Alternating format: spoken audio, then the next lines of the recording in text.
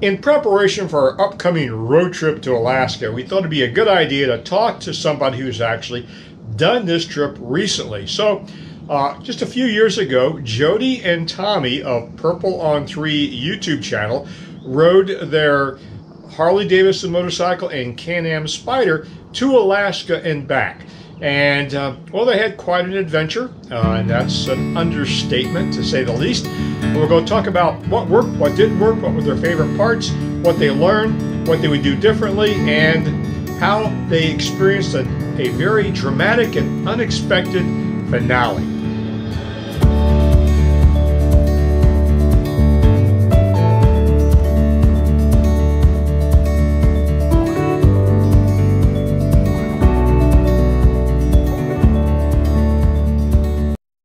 Hi, John and Miriam. Hi, guys. Purple on 3, Tommy G. Tommy G. How you doing? Good. How are you guys? We're good. Good. We're good. Well, we're excited to have a chance to talk to you some more about your awesome trip year before last. Which one? The big one. Ah. Well, we're glad to be here. You're not talking about the big kahuna in Hawaii. You're talking about the big 49th state of the 49 states of the U.S. That one? Yeah, okay. That was the biggest trip mileage-wise, right? That you drove. Yeah. Yes, Yeah, oh, yes, yeah, it yeah. was definitely, yes, right. So tell us about that. Give us a quick overview. Well, it was July and August of 23, and it's 4,300 miles from our door to the Alaska border. Okay. Yep, and Purple had a Suzuki? No, what was it? Oh, yeah. One of those spider things, you know. I rode my 2018 Can-Am Spyder F3 Limited. And at the time, I had a 2018 Harley Ultra Limited 115th anniversary. So that's what we had. And our goal was to ride all 50 states. And Jody found that Alaska was the 49th state to join the United States, and it was our 49th state to ride in. So We thought that was pretty cool. And you were only 49 at the time, right? Right. pretty close, yeah. Right. How old were we? 60. 60, yeah. Yeah, we were 60, both of us, so. You old geezer. Yeah, you stop, mister. How long was the journey, both in terms of distance and time? Well, we left July 7th. Yeah. We left July 7th. We have notes because we have that, I can't remember, Heimer? Something like that. We left July 7th. We crossed the border into Alaska on July 22nd. And we had stopped in Deadwood, South Dakota for the three-wheeler rally. Actually, it was just for coffee because she's a coffeeholic. Oh, there's that. Yeah. And then Spider Wayne was with us. And we stopped to visit his family for a few days in British Columbia. So, that was not all traveling that whole time. And let's see. So 4,300 miles to the border. In Alaska, we actually rode a couple thousand miles touring. And by the time we got home, which we can talk about that later, it was about 11,000 miles because we didn't quite make it home on the bike. So, But awesome mileage. That's very impressive. it was a lot of miles. Yeah. Oil changes and. I had shipped an oil kit Yeah. to our friends at the North Pole because I believe there's only one Can-Am dealer in Alaska, and I wasn't counting on them for an oil change. And we went there. We went to that one dealer. Right. Yep. Said hello. We're from Pennsylvania. Yeah. They said thanks for coming. And that was about it. Yep. Yeah. Hey, Jody gave him a couple stickers and okay. Well, I guess everybody goes there. So. Wow. So what kind of distance did you average when you were each day? For your ride days. Right. Well, see it varied. It Like did. we wanted to make Des Moines, Iowa, or somewhere out there the first day. Oh, yeah, so the first first day day was was the like big 600 one. or 700 miles. So no big deal. But once you get through to the Canadian border, from there, things change a little bit because you need to, and the closer you get to the Alaskan border, the more you need to be aware of your gas stops, your food stops, and your motel stops, because those three things you're not guaranteed in Alaska, and some in Canada too, depending on the time of year. Yeah, so in the Yukon there were no 600-mile days. There was nothing like that. So we had to change gears. The closer you got, it was more like, okay, how far can we go till we get gas and food and lodging? That's how it went. Mm-hmm. Yeah. So did you plug in non-ride days in your schedule? What was your thought process there? No, every day was a ride day. except when we were, except when we were in Deadwood or in Canada visiting Spyder Wayne's relatives, we rode every day. Yeah. Once we got to our friend's house at the North Pole, the North Pole was base camp. Yeah, that was our base camp. We actually camped in their camper. Yep, in their yard. In their yard. Yep. And we had non-ride days there. Right. But to get there, no. Pretty much no. we were trying to get there. So no rest for the weary. No. Well, there'll be several factors that come into play for anybody, because you're not guaranteed to get through on the roadways. For example, we made it to Lake Watson. We had that choice either that day to do 11 hours or 6 hours from the point where I think we were in Fort Nelson. Fort Nelson. So 6 hours put us at Watson Lake, and 11 hours put us at Whitehorse.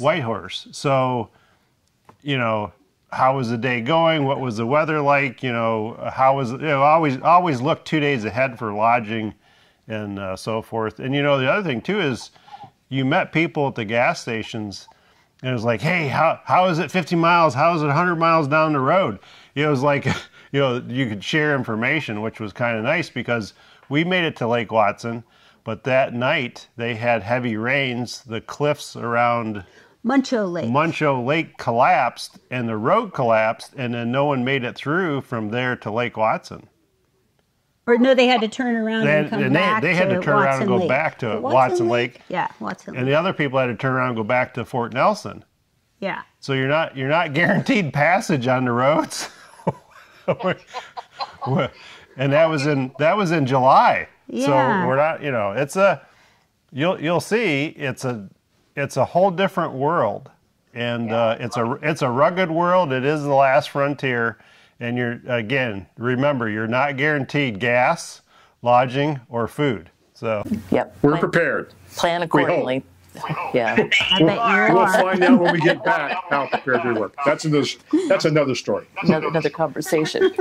So, did you find that you packed differently for that trip?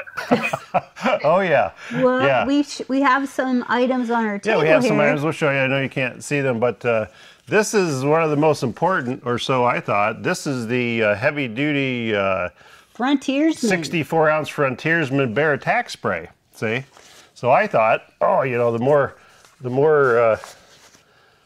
of that we would need, because that's what everybody uses. Well, I was wrong. What they do use up there, more so than anything, is this air horn. Sports safety.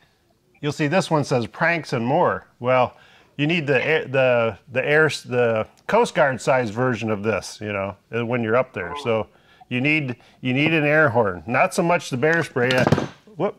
I loaded up with bear spray too. We had like 2 or 3 cans, and we didn't use it. We didn't use any, Yeah. but we had it. We had it if we needed it.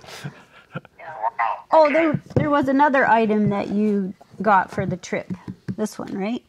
Oh, yeah. Or that one, I guess. Yeah, you gotta have axes. Yeah. You can't see these, but you gotta have lots of axes. Axes you can use for just about anything. Skinning your dinner. Putting in a tent. you know, weapons, weapon, you know, whatever. You got to have lots of self-defense axes. weapons. Yeah. Yeah. So that's. But other than that, the things that we packed differently. Is there anything else differently? I mean, for a long trip, we pack.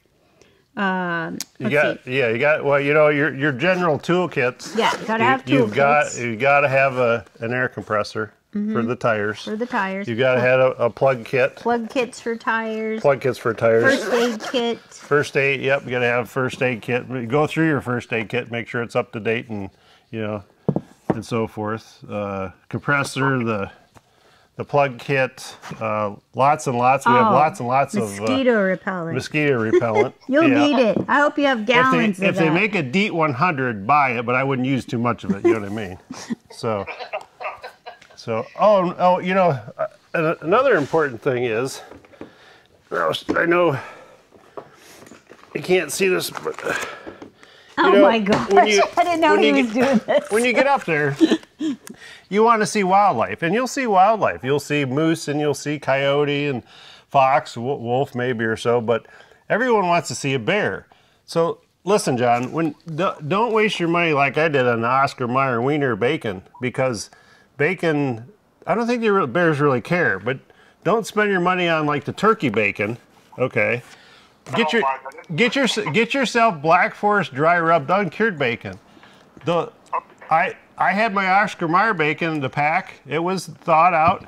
I was waving it around at the sign where it said bears, but we didn't see any.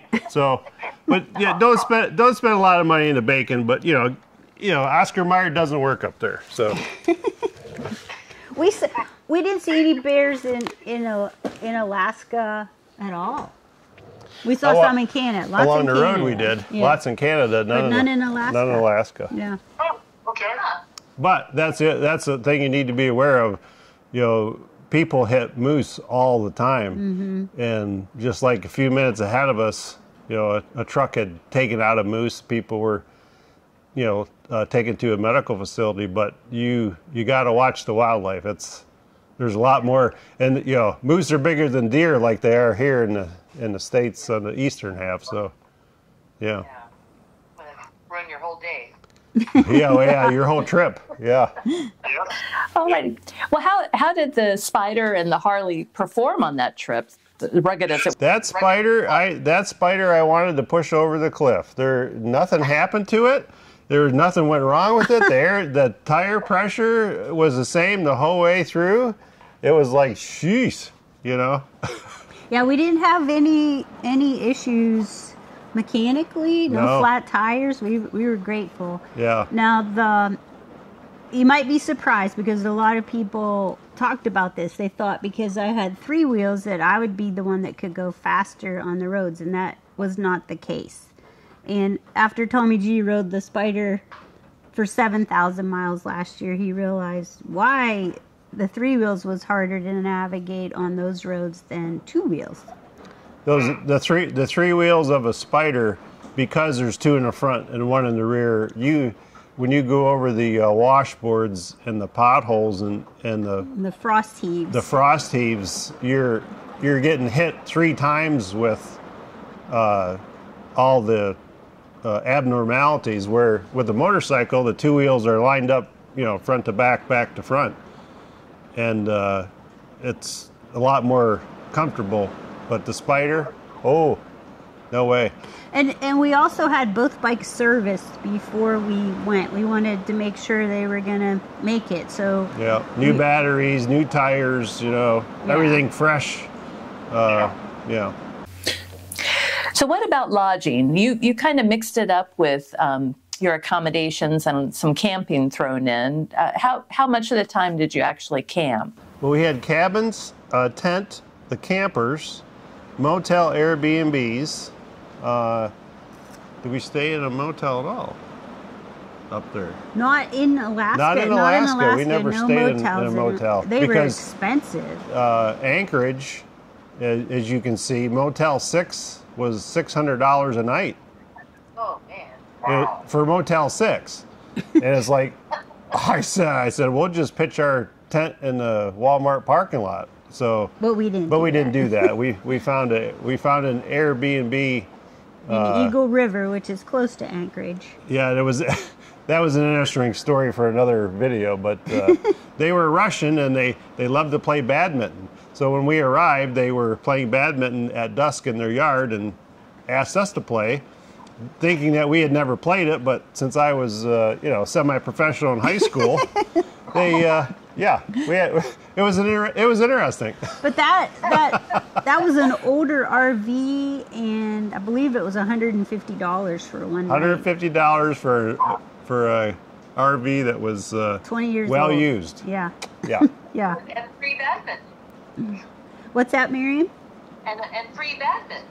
Yeah, and Yeah, free badminton. Yeah. Well, we also got a free mushroom tour because they know their mushrooms, and yeah. Yeah, so I guess once we were in Alaska, I guess you could say we camped. We camped, yeah. In our friend's camper, so that was very kind of them. At some of the campgrounds, they had those little cabins, right? With just your bunk beds and so no forth. No bathroom, just yeah. And those were nice, kept you out of the elements, and but they were full a lot of places, so we resorted to their tent. Yeah, and we camped for free at the house of Harley. You can have it.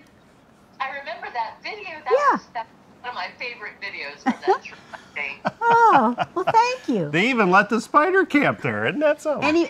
Any kind of. I had to go in and pay them. Say, hey, this is my wife. I gave them $50. Can you let her stay with us? Nah, they let any motorcycles camp there. What? Yeah, that's what they told me. Doesn't matter. And they gave us the code to the bathroom, so we were able to shower.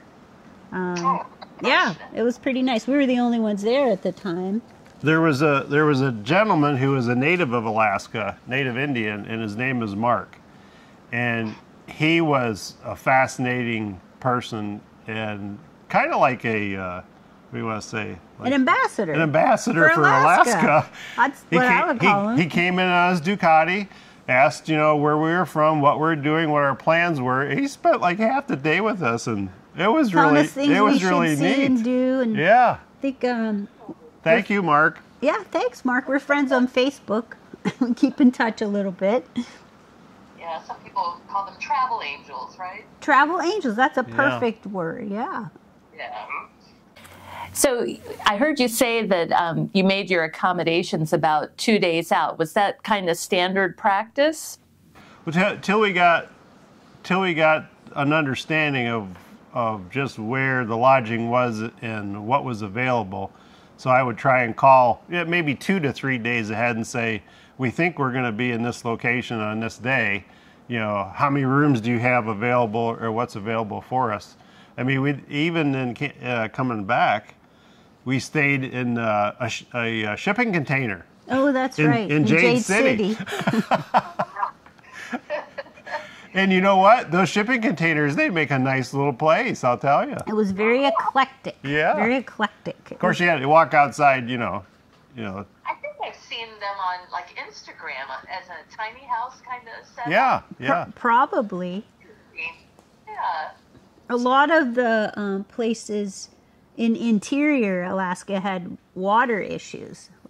Right. Like when we camped in Chicken, Alaska, and when we camped down in Glen Allen, I think was the other one.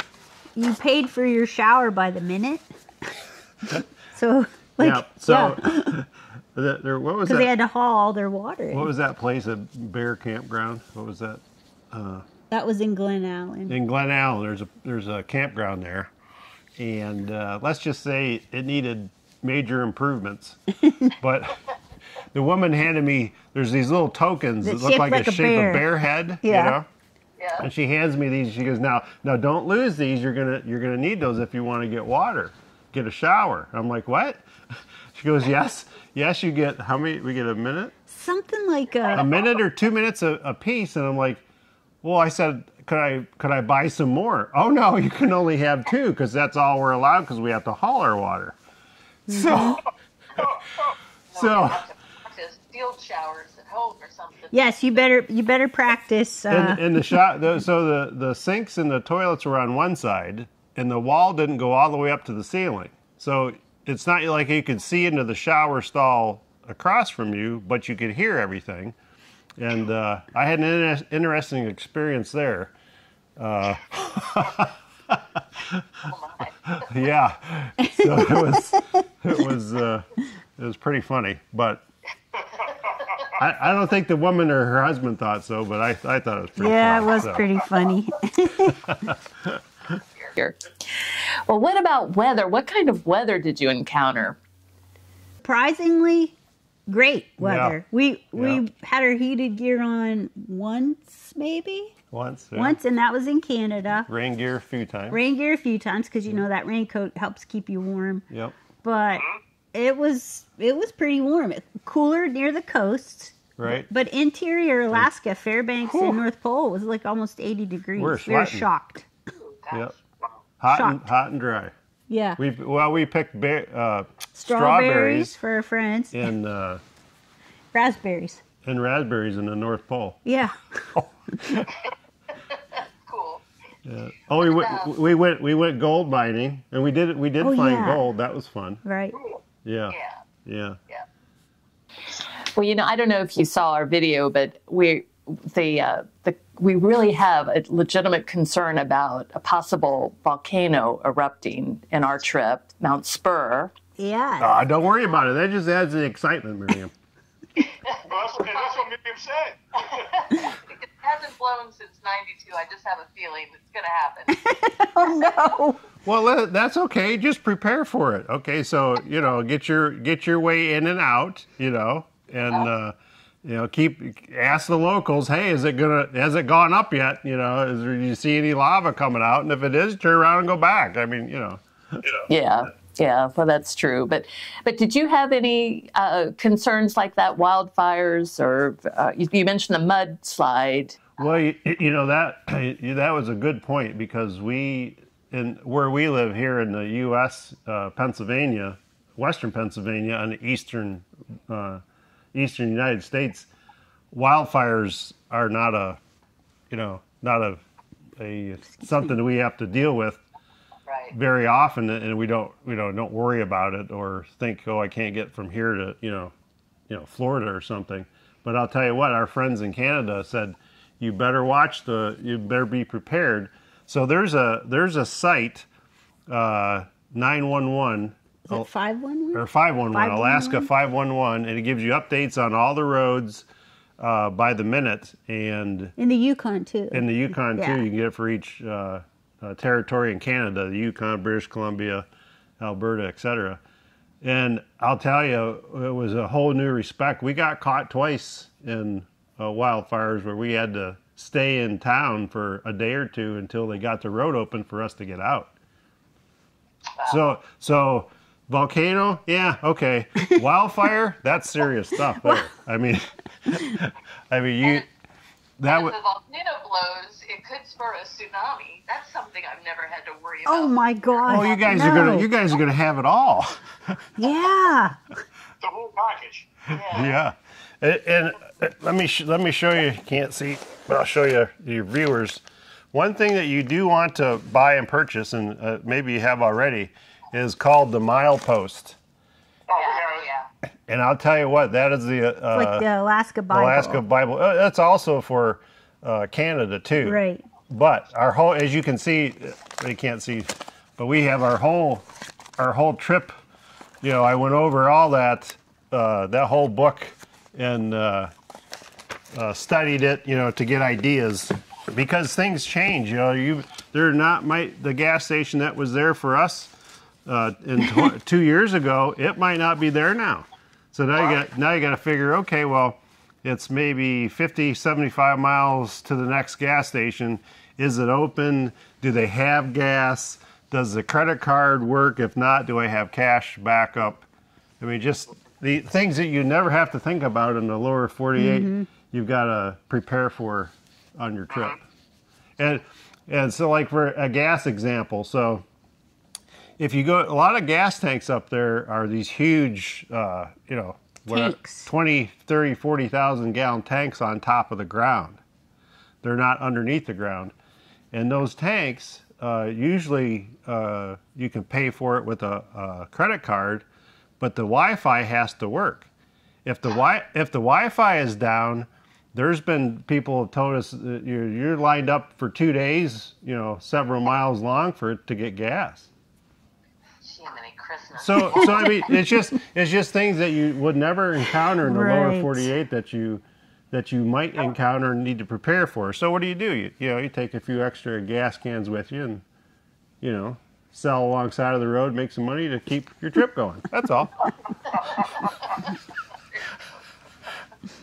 Goodness. All right.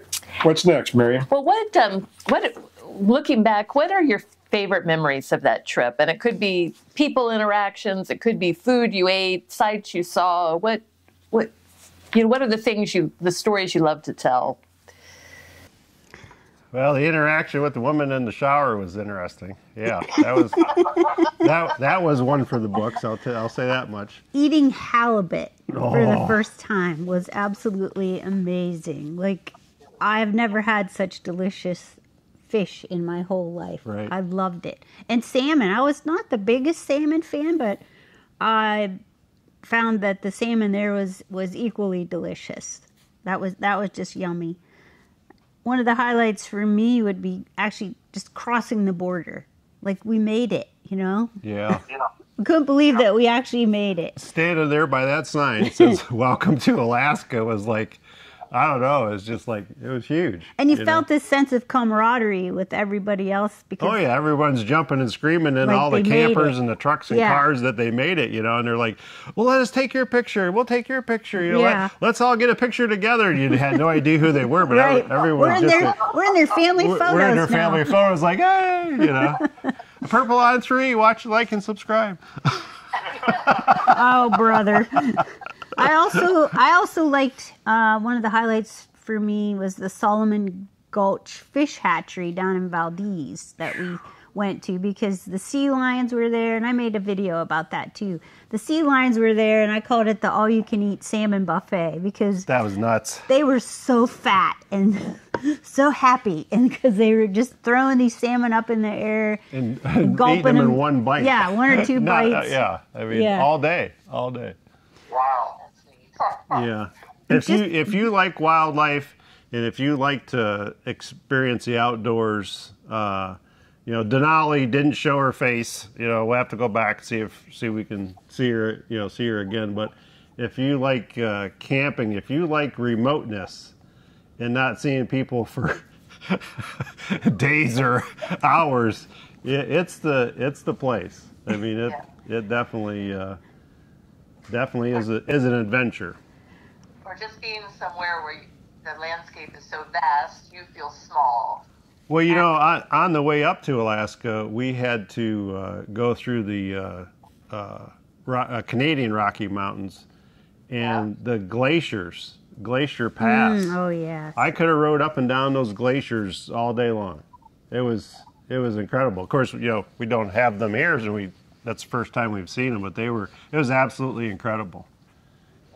Another thing that I think is neat is when we were in South Dakota, we met a group of motorcyclists coming from Anchorage. They were headed to Milwaukee to the Harley anniversary. Harley anniversary. So we met them.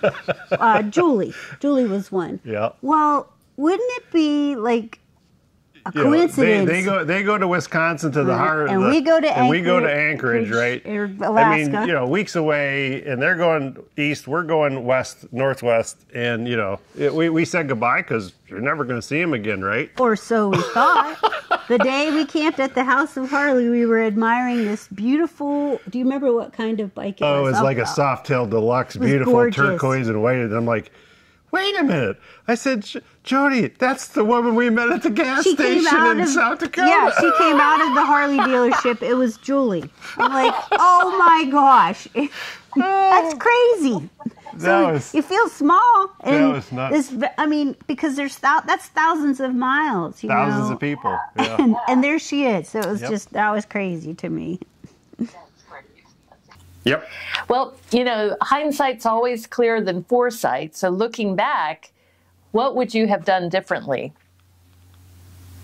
Well, Can-Am, BRP, I hope you're Can-Am. listening. There you go. I hope you're listening. I would love to take a Canyon to Alaska because I think that additional couple inches of ground clearance would make such a difference on the roads. Yeah, maybe, but it's still two wheels in the front and one in the rear. Well, that is true. And if the but suspension isn't any better, I think two wheels in line would be far better than a Spyder, period.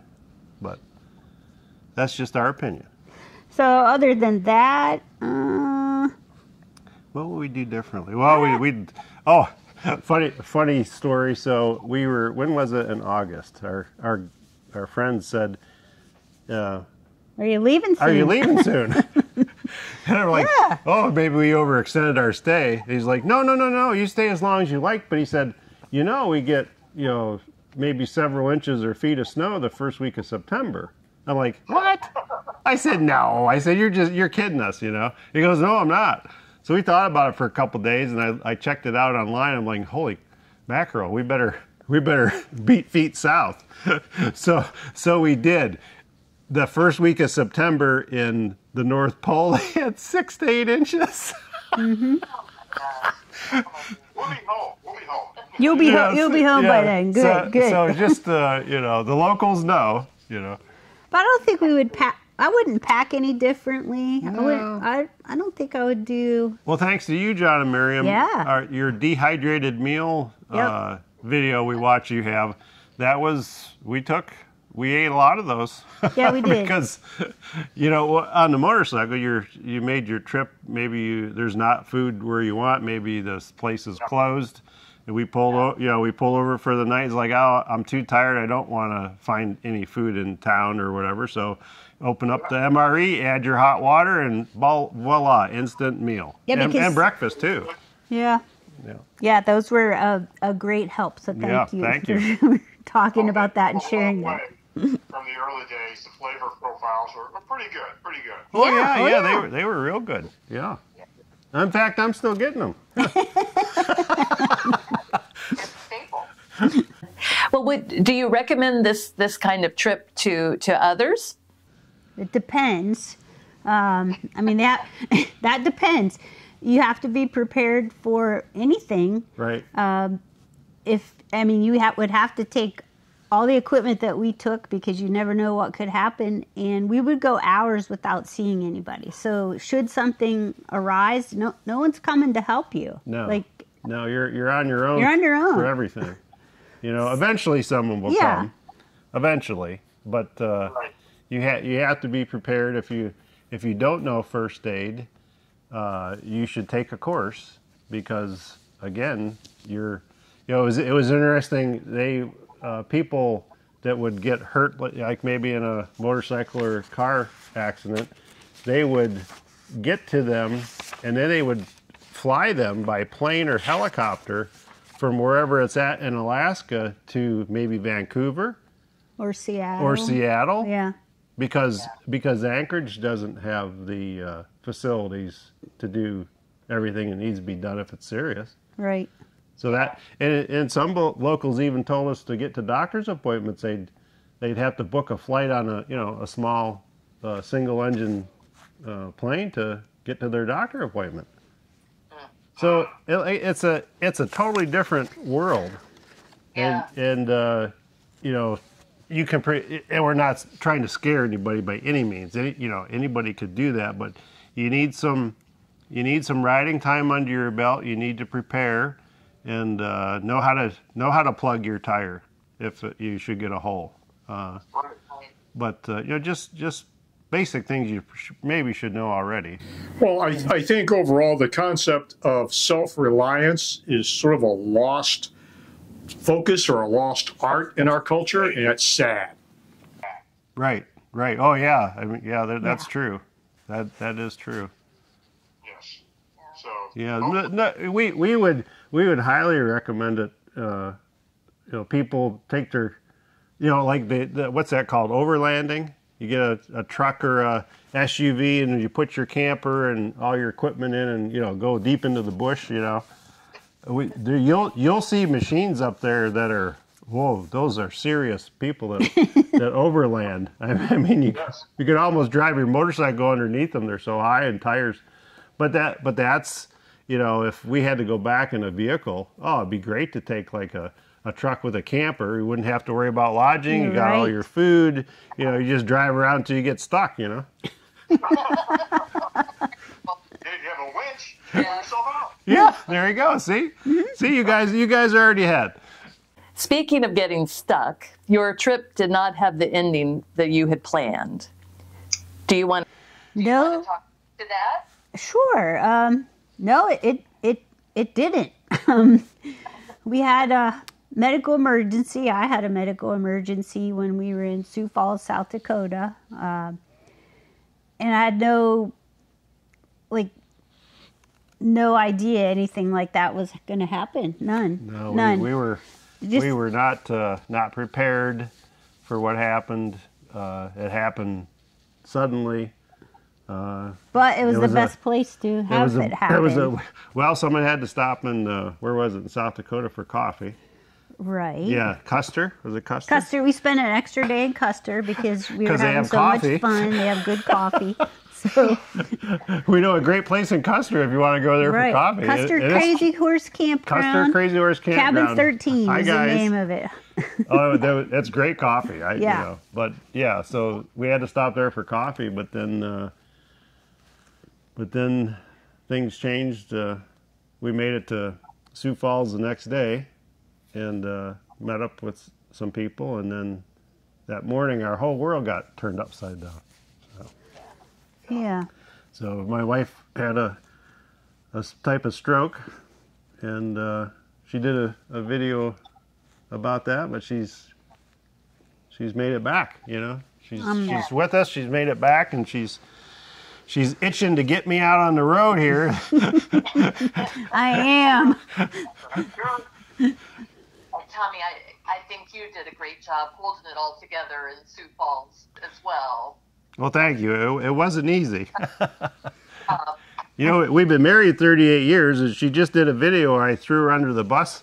And, you know, I wouldn't do that intentionally now, but, you know. I always think I had it easier.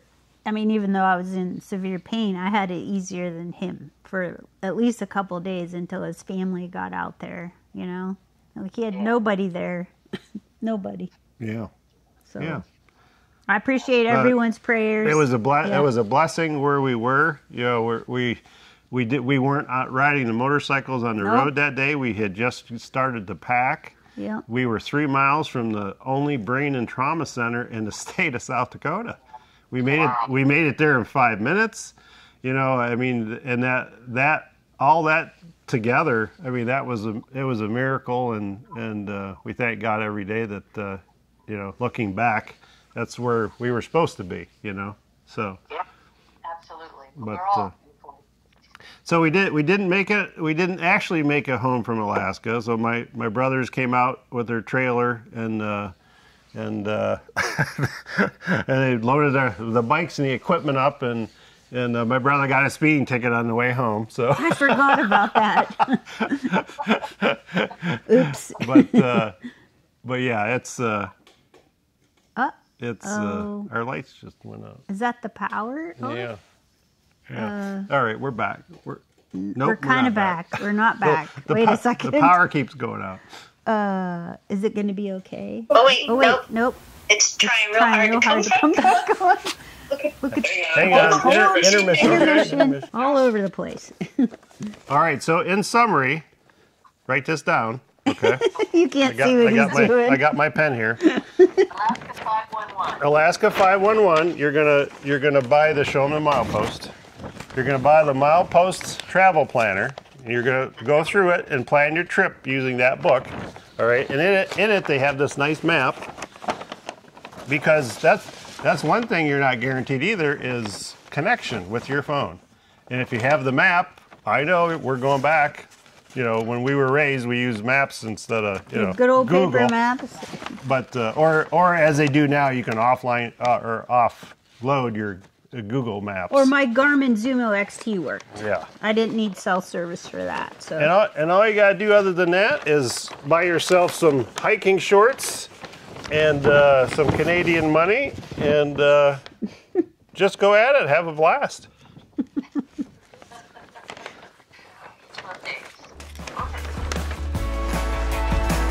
If you enjoyed this video, give us a thumbs up. If you want to see more of our travel-related content, just check out the rest of our channel. And don't forget to subscribe.